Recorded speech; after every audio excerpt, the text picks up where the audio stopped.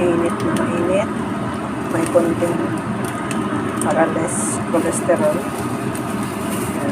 Konti ka lang. So, yan guys. Lagyan natin ng tubig na.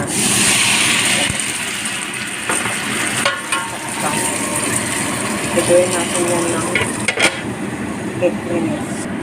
Yan guys, salatin natin. Ibalik na rin yan pag wala na yung tubig. Pag magbabram na yun sa akin. Ayan, pwede na natin balik na rin. Ayan guys. Ganyan lang siya. Ayan. Tayo natin. Luto na yan guys. Pag luto na rin yun. So yan guys. So, diba? Kasi wala na po yung tubig. So binagtag ko na po. Yan.